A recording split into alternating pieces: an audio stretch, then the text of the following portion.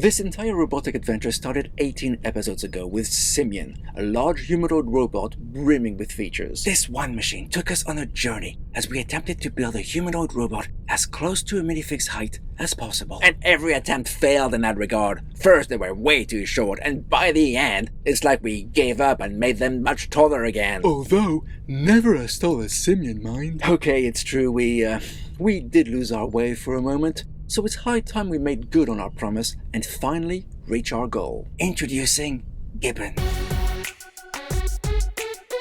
I can't believe this is going to be our 19th robot. Doesn't time fly when you're having fun? 19 in all, yes, but most of them are recreation of robots from popular movies. When it comes to our own personal creations, this will be the 8th one. 9th, actually. We can't really ignore all sorts now, can we?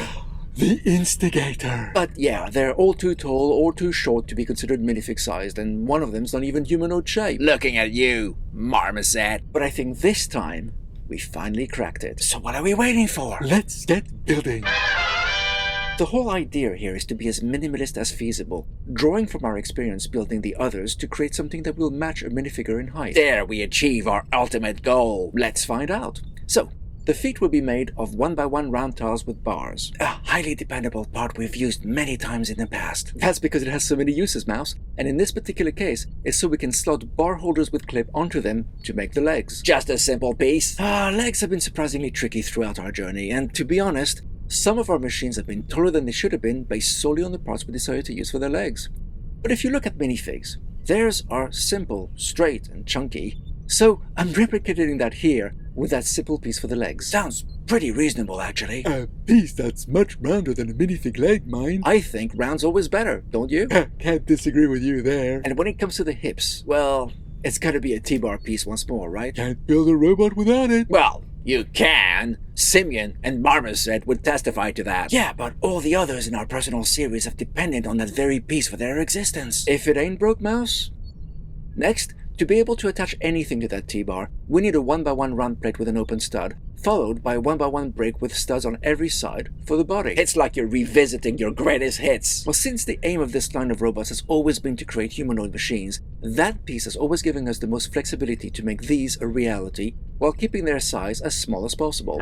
Can't argue with that. I'll be adding another 1x1 round plate with an open stud at the top of the neck, and for the shoulders, what else could I use but a couple more bar holders with clips, one on each side? Looks like this will be another one of those short builds. Minifig scaled robots don't take many pieces to assemble, Gigi.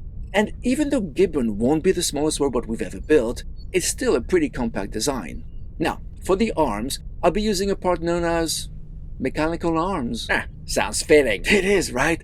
No messing about here. I can't believe we've never used that part for our robot arms before. We did use them for Chimp's legs, though. True, we did, but legs aren't arms, are they? And now it's just the finishing touches to make it blend with the rest of the family.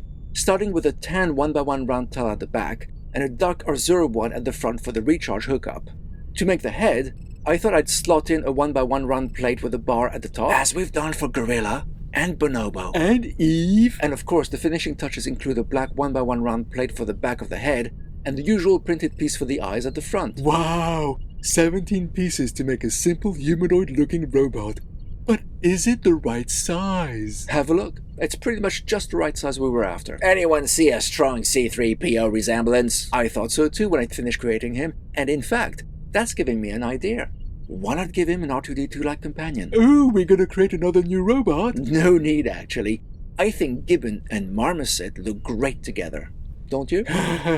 Love it. You finally offered a reason for Marmoset's existence. So, what does G.I.B.B.O.N stand for then? General Interactive Bipedal Bibliothecal Operational Negotiator. So, some kind of protocol droid designed for diplomacy, etiquette, and translation then. It's, coincidence. I'm sure it is. So tell us, what do you think of our latest robot? Do let us know in the comments, and if you like what we do, and how we do it, and you feel you'd like to help us out, please consider joining our Patreon. We'll leave a link to it in the description. Thanks for watching, and we'll see you again next time on the Year of the Robots.